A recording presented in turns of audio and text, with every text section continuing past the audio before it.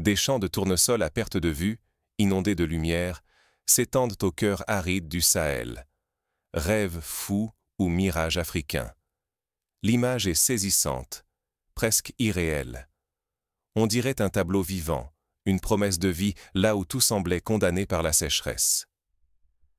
Ceux qui traversent ces étendues dorées aujourd'hui n'en croient pas leurs yeux.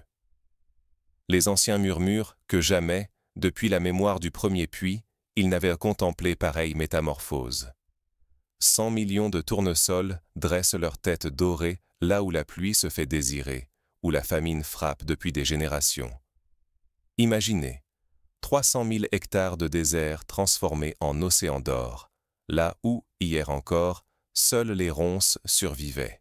Pour mieux comprendre, songez à la surface de 300 000 terrains de football, tous recouverts de fleurs éclatantes. Un contraste saisissant avec les souvenirs de terres craquelées, où parfois seule une chèvre famélique osait s'aventurer.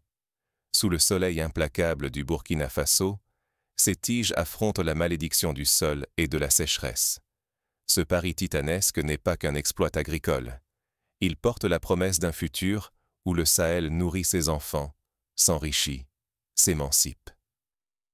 Imaginez une grand-mère qui, autrefois, chaque matin, partait chercher un peu de mil au marché voisin, mais qui aujourd'hui verse de l'huile de tournesol locale sur la bouillie du petit déjeuner de ses petits-enfants. Mais derrière la splendeur se cache une tension brûlante. Révolutionner la souveraineté alimentaire de la région ou risquer une nouvelle défaite, une humiliation collective de plus. Le spectre de la dépendance plane toujours, rappelant les années où le moindre retard d'un bateau d'huile étrangère suffisait à affamer des villages entiers. Les souvenirs des distributions alimentaires d'urgence, des files d'attente interminables sous le soleil, restent gravés dans toutes les mémoires. Car l'Afrique joue ici bien plus que sa récolte. Elle joue sa liberté, sa dignité, la fin d'un cycle de dépendance et d'exode. Peut-elle briser le sort, devenir maîtresse de son destin, ou s'apprête-t-elle à revivre les échecs du passé? Cette question, chaque famille du Sahel se la pose depuis des décennies. Dans les années 1970, la sécheresse avait déjà ravagé la région, forçant des centaines de milliers de personnes à migrer vers les villes ou vers d'autres pays, parfois au péril de leur vie. Le tournesol offre-t-il enfin un remède durable, ou n'est-ce qu'un feu de paille? Dans ce duel entre miracle espéré et catastrophe possible, la lumière du soleil nourrit chaque espoir, mais l'ombre d'un désastre plane toujours. Pour chaque paysan qui sourit sous son chapeau de paille, il existe un sceptique qui se souvient des promesses non tenues. Les plus jeunes rêvent, mais les anciens s'inquiètent. Et si tout cela n'était qu'un mirage? Mais qui a osé lancer un tel défi aux lois de la nature? Et pourquoi miser autant sur une fleur? Pour comprendre, il faut remonter aux premiers jours de cette aventure inédite. Revenons au point de départ, là où, un matin de saison sèche, des centaines de mains ont semé les premières graines dans la poussière rouge. Pourquoi le tournesol? Pourquoi ici? Pourquoi maintenant? Et surtout, pourquoi à une telle échelle? La réponse tient en 3 mots: survie, dignité, souveraineté. Pour le Sahel, c'est bien plus qu'une graine. C'est une frontière entre l'effondrement et la renaissance. Le choix n'est pas anodin. Le tournesol, originaire d'Amérique du Nord, a conquis l'Europe de l'Est, devenant l'âme des plaines ukrainiennes et russes. Mais jamais, jusqu'ici, il n'avait conquis les terres brûlées du Sahel. Pendant des décennies, le Sahel fut synonyme de faim, d'exode et de dépendance. Des villages entiers se vidaient, poussés par la misère, tandis que la jeunesse rêvait d'ailleurs et que les États croulaient sous une dette qui avalait l'avenir. Le désert avançait, l'espoir reculait, l'Afrique semblait condamnée à tendre la main. Des scènes de mères vendant leurs bijoux pour un sac de riz, d'enfants quittant l'école pour aider à trouver de la nourriture, hantaient le quotidien. Puis vint l'année 2022. Quand la guerre éclate en Ukraine, ce n'est pas seulement l'Europe qui vacille. Le commerce mondial de l'huile de tournesol s'effondre, les réserves fondent et les prix s'envolent. L'Afrique, dépendante à plus de 70% des importations, se retrouve piégée, impuissante, face aux marchés étrangers. Pour des millions de familles, l'huile devient un luxe inaccessible. Les étals se vident, les prix grimpent de semaine en semaine. À Ouagadougou comme à Bamako, la colère monte. Les médias locaux font écho à la souffrance. L'huile du pauvre, plus chère que l'or, titrent les journaux. C'est alors qu'au Burkina Faso, un pari fou prend forme. En 2027, Ibrahim Traoré, jeune président à la silhouette de révolutionnaire, annonce un objectif titanesque. Planter 100 millions de tournesols dans les terres assoiffées du Sahel. L'ambition. Produire 1 500 000 tonnes de graines chaque année, de quoi nourrir toute la région et briser enfin la chaîne de la dépendance. Le discours du président est retransmis en direct. Il déclare « Plus jamais notre pain quotidien ne dépendra des humeurs de l'étranger. » Le symbole est fort. Jadis, le tournesol était l'apanage des plaines slaves. Aujourd'hui, il s'enracine dans les sables africains. Fleur européenne devenue emblème sahélien, il porte l'espoir d'une revanche contre la sécheresse et la précarité. Sous le soleil implacable, la fleur dorée promet un avenir différent. Les écoliers dessinent des tournesols sur les murs de leur classe, signe d'une fierté nouvelle. Les poètes chantent le soleil qui nourrit, et les radios diffusent des chansons sur la renaissance du Sahel. Mais ce défi ne concerne pas seulement l'État ou les agronomes. Dès le début, toute la société s'engage. Femmes, jeunes, anciens, coopératives, leaders locaux. Les radios lancent des appels à semer, les camions traversent les pistes, et jusque dans les écoles, les enfants prêtent main forte. Le tournesol devient l'affaire de tous, une cause partagée où chacun sème son rêve et sa responsabilité. Dans certains villages, des concours de semis sont organisés. La famille qui plante le plus de graines reçoit un prix. Des histoires se racontent le soir, au coin du feu, sur les premiers champs de tournesol ayant résisté à la sécheresse. L'enjeu est colossal. Si le pari échoue, le Sahel restera prisonnier de ses dettes, des importations et d'un présent sans avenir pour sa jeunesse. L'échec nourrirait l'exil, la colère, la résignation. Mais si ce pari insensé réussit, alors le désert pourrait enfin reculer devant l'audace humaine. Les habitants se rappellent les anciens projets agricoles, comme celui du riz dans la vallée du fleuve Sénégal, parfois couronné de succès, mais souvent miné par la mauvaise gestion ou la corruption. Cette fois, la vigilance est de mise. Tout le monde surveille, tout le monde espère. Pourtant, à mesure que l'euphorie grandit, un doute s'installe. 100 millions de fleurs suffiront-elles face à l'imprévisible climat, aux appétits étrangers et aux souvenirs cuisants des échecs passés? Et si ce pari cachait, pour le Sahel, un piège plus dangereux encore? Mais pour comprendre l'ampleur du défi, il faut revenir à la racine de la crise et à ceux qui la vivent au quotidien. Qui sont ces femmes et ces hommes qui misent tout sur une simple fleur? Dans les villages de la province du Yatenga, par exemple, Aïssatou, mère de 5 enfants, a troqué le sorgho contre le tournesol. Autrefois, elle vendait à peine assez pour nourrir sa famille. Aujourd'hui, elle dirige une petite coopérative qui presse l'huile pour tout le canton. Et si, derrière l'éclat doré des 100 millions de tournesols, se cachait un nouveau piège colonial? L'image fascine. Des océans d'or, là où, hier encore, la terre craquait de soif. Mais sous cette révolution agricole, d'anciennes ombres ressurgissent déjà sur le Sahel. Des entreprises étrangères proposent des contrats d'achat à prix cassés, promettant monts et merveilles, mais exigeant que les graines soient exportées brutes, sans transformation locale.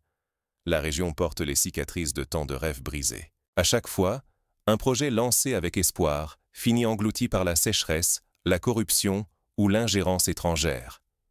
Les populations, promises à un avenir meilleur, se retrouvent piégées dans un système vulnérable, miné de l'intérieur comme de l'extérieur. Les années 1980 ont vu s'effondrer le projet coton, faute de gestion équitable. Les leçons semblent parfois oubliées. Le tournesol, malgré son éclat, réclame énormément d'eau, surtout durant ses premiers mois. Dans un Sahel où chaque goutte est précieuse, une irrigation massive menace d'épuiser les nappes phréatiques, déjà fragiles. On n'a pas oublié les échecs d'autrefois, terres salinisées, villages asséchés, espoirs fanés sous un soleil brûlant. Les ingénieurs agronomes s'inspirent d'exemples en Israël, où la goutte à goutte a permis de faire fleurir le désert. mais savent que la technologie coûte cher et nécessite une maintenance rigoureuse. À cela s'ajoute le danger de la monoculture. Miser sur une seule espèce, c'est exposer la biodiversité à l'érosion et aux maladies. Si une épidémie frappe les tournesols, tout l'édifice peut s'effondrer, laissant derrière lui des sols épuisés et des familles démunies. En Argentine, dans les années 2000, une maladie fongique a décimé la récolte de tournesols, ruinant des milliers de petits exploitants. Ce souvenir guide la prudence des agriculteurs sahéliens. Mais l'affaire ne s'arrête pas là. Cette mer de fleurs attire déjà le regard des multinationales, prêtes à signer des contrats d'achat massifs, souvent rédigés à leur unique avantage. Dans ces accords, les paysans locaux risquent de ne récolter que des miettes, pendant que la plus grande part des bénéfices s'envole vers l'étranger. Les coopératives s'organisent pour négocier en groupe, espérant éviter le piège contractuel. Derrière l'image d'indépendance se cache la tentation de l'exportation brute. Vendre des graines non transformées, c'est prolonger la dépendance aux marchés extérieurs et rater l'occasion d'une vraie souveraineté. Le Sahel risque de devenir un simple réservoir de matières premières pour d'autres, comme tant de fois dans le passé. Les économistes rappellent l'exemple du cacao en Côte d'Ivoire, où la transformation locale peine à décoller malgré des décennies de production record. Alors, la question clé demeure: à qui profitera vraiment cet or du désert? Aux familles sahéliennes qui rêvent d'autosuffisance alimentaire, ou aux investisseurs étrangers qui voient dans ces champs une nouvelle source de profit facile? Les débats font rage à la radio et sur les réseaux sociaux. Les jeunes militants réclamant la transparence totale sur tous les contrats signés. Le risque est immense. Le Sahel peut-il enfin briser la malédiction de la dépendance ou retomber dans le même piège où les bénéfices s'évaporent et où la population reste prisonnière de la pauvreté? Les historiens rappellent que l'Afrique, au temps des empires coloniaux, était déjà le grenier à matières premières de l'Europe, sans jamais récolter les fruits de son travail. Pour comprendre comment ce pari agricole a pris forme, il faut revenir à l'origine de cette révolution. Qui a semé les premières graines et quels choix décisifs ont façonné le destin des tournesols du Sahel? Parmi les pionniers, on trouve des agronomes formés à Dakar, des ingénieurs revenus de France ou du Maroc, mais aussi des chefs de village qui ont accepté de consacrer leurs rares terres fertiles à l'expérience. Quand l'or du soleil se fait arme de résistance, une nouvelle bataille pour l'âme du Sahel s'engage. Cette révolution n'est pas qu'une affaire de technique ou d'économie, elle est aussi culturelle, sociale, identitaire. Les griots chantent les exploits des premiers cultivateurs, les couturiers créent des tissus à motifs de tournesol, et les écrivains racontent la renaissance d'un peuple. Sous pression face à la dépendance et au marché volatile, le Burkina Faso riposte. En moins d'une année, l'initiative nationale du tournesol voit le jour, portée par l'urgence et la détermination. 6 usines surgissent à Ouagadougou, Bobo-Dioulasso, Kaya, Koudougou, Fada et Dori. En parallèle, des dizaines de mini-presses coopératives s'installent jusqu'au cœur des villages les plus isolés. Des formations sont organisées pour apprendre la maintenance des machines, la gestion des stocks, la comptabilité. Un souffle inédit traverse le pays. Des milliers d'emplois naissent, surtout pour les femmes et les jeunes, longtemps condamnés à l'exil ou à la précarité. Dans les ateliers, le savoir-faire se forge autour du tournesol. Les coopératives féminines pressent l'huile dorée, les jeunes orchestrent la logistique, l'embouteillage, le commerce.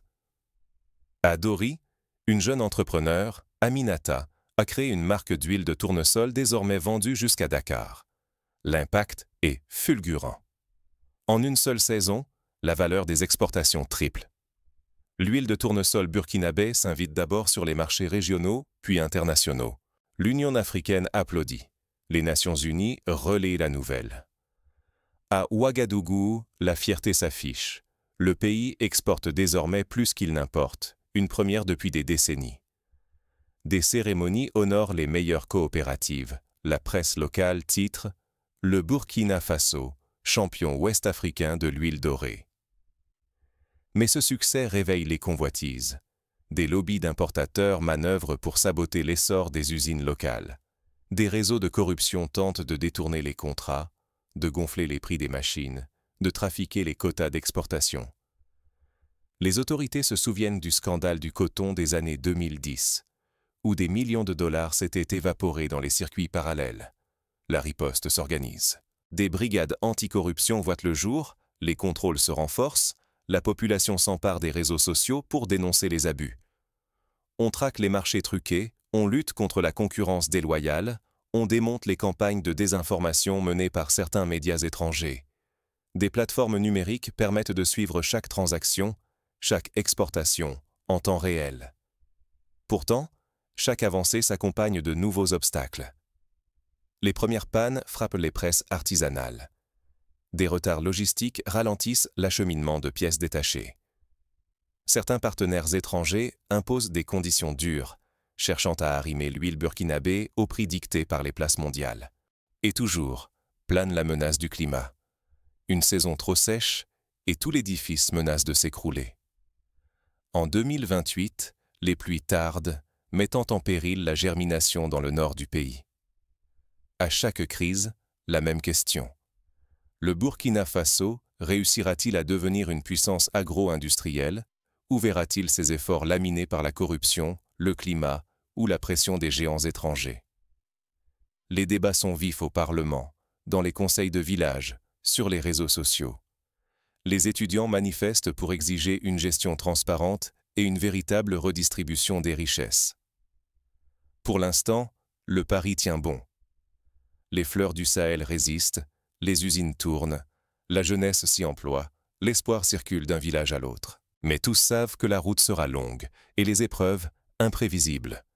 Les responsables agricoles multiplient les formations sur la rotation des cultures, la gestion de l'eau, l'agroforesterie. L'idée est de ne pas répéter les erreurs du passé. Pour comprendre ce qui a rendu cette révolution possible, il faut revenir au tout début, sur la terre rouge, là où les premiers 100 millions de graines ont été semées dans le vent du Sahel. C'est là, dans la poussière et sous le soleil, que se joue la première bataille, celle de la confiance. Les chefs religieux bénissent les semences, les anciens veillent à la répartition équitable des terres. Les jeunes filment chaque étape pour alimenter les réseaux sociaux d'images d'espoir. Sous le soleil, l'indépendance se cultive, mais rien n'est jamais acquis. Les champs du Burkina Faso, baignés de lumière, portent désormais l'espoir d'un peuple tout entier. Pour la première fois depuis longtemps, les écoles ouvrent à l'heure, les dispensaires sont approvisionnés et les marchés regorgent de produits locaux. Les fêtes des moissons sont plus joyeuses, plus colorées, plus nombreuses. Dans chaque village, la transformation est palpable. En moins d'une décennie, les revenus de nombreuses familles ont doublé. Les enfants, autrefois condamnés à quitter l'école pour aider aux champs ou migrer, y retournent. Les tournesols couvrent désormais les frais de fournitures et d'inscription. À Kaya, la proportion de jeunes filles scolarisées a bondi de 30 à 60% en 5 ans, grâce aux fonds issus des ventes d'huile. Des dispensaires sortent de terre, les puits s'alignent aux abords des villages.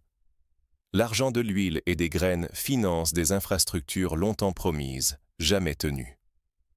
La vie change, non par charité, mais par la récolte patiente du soleil. Les conseils de village décident ensemble des priorités.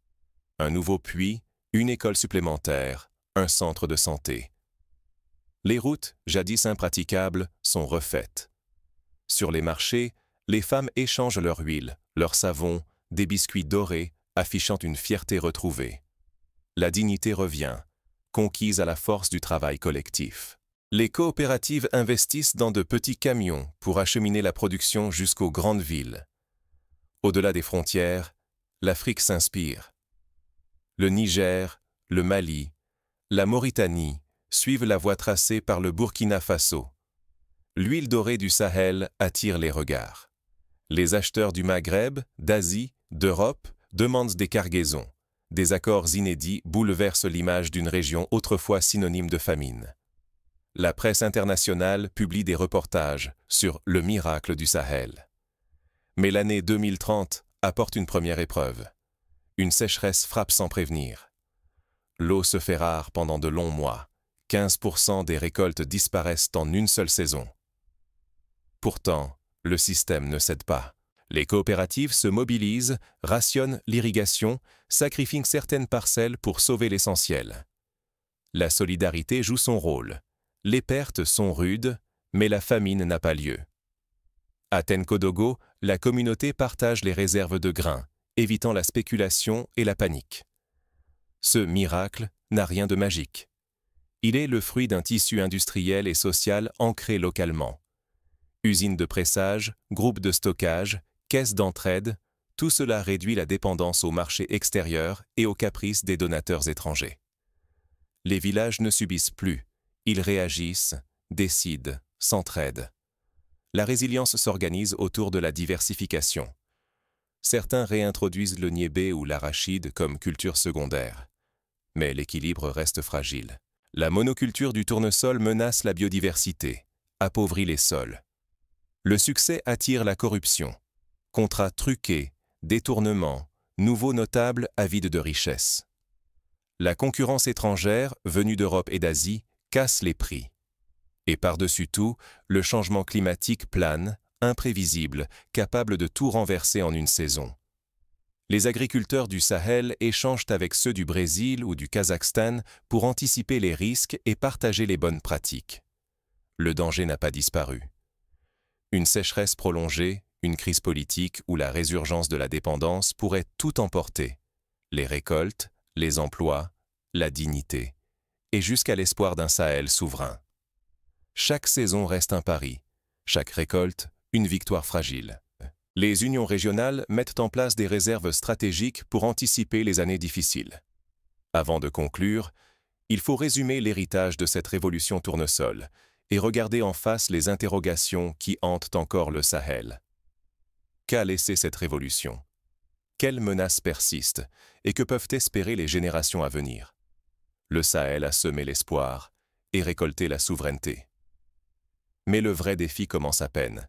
Il ne s'agit plus seulement de faire pousser des fleurs, mais de bâtir un modèle économique, social et écologique capable de résister aux tempêtes du monde. 100 millions de tournesols dressés dans les sables du Burkina Faso, ce n'est pas seulement un exploit agricole. C'est un pari sur la dignité, sur l'indépendance, sur la volonté de rompre la spirale de la faim et de la dépendance qui pèse depuis des générations. Il s'agit d'une invitation à repenser les modèles agricoles, à associer les savoirs locaux aux innovations technologiques, à investir dans l'éducation et la santé pour garantir un avenir aux enfants du Sahel. Aujourd'hui, les regards du monde entier convergent vers ces champs dorés. On y voit des femmes, des enfants, des anciens marcher entre les rangs d'or, la tête relevée. On y voit des villages qui retrouvent confiance, des familles qui plantent l'avenir, des coopératives qui s'unissent pour défendre leurs récoltes. Les reportages télévisés montrent des sourires, mais aussi des visages graves, conscients des défis à venir. Pour la première fois, le Sahel n'apparaît plus comme une terre condamnée à la misère. Il devient un symbole de courage et d'innovation, un laboratoire d'espérance pour tous ceux qui luttent contre la fatalité. Des délégations étrangères viennent étudier le modèle tournesol pour l'adapter à d'autres régions du globe confrontées à la désertification. Mais la victoire n'est pas acquise. La révolution dorée reste exposée aux tempêtes. Sécheresse imprévisible, marchés mondiaux impitoyables, tentation du renoncement ou du retour aux anciennes habitudes. Chaque menace plane, prête à tout balayer. Les leaders locaux insistent sur la formation continue, la diversification, la solidarité régionale. Ce pari ne se gagne jamais pour toujours. Il se rejoue à chaque saison, à chaque récolte, à chaque choix collectif.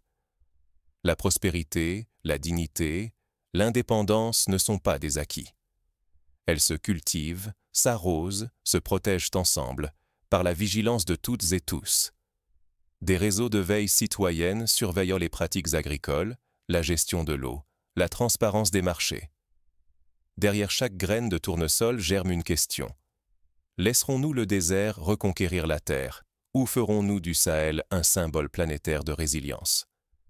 Ce choix ne concerne pas seulement le Burkina Faso, ni même l'Afrique. Il interpelle chaque personne qui croit que l'avenir se bâtit avec audace, patience et solidarité. Les universitaires, les étudiants, les entrepreneurs, tous ont un rôle à jouer dans cette aventure. Même la plus belle des révolutions peut s'éteindre si elle ne s'enracine pas dans les cœurs, dans les lois, dans les gestes du quotidien. L'histoire du tournesol du Sahel demeure fragile. Une étincelle peut tout illuminer ou tout réduire en cendres. La vigilance reste la meilleure alliée des rêves durables. Les leçons du passé ne doivent jamais être oubliées. Et vous, êtes-vous prêt à semer votre propre révolution là où tout semblait stérile?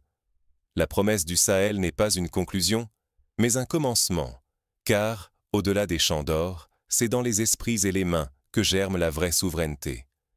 N'attendons pas que le miracle se fane. Cultivons-le, saison après saison, pour que le Sahel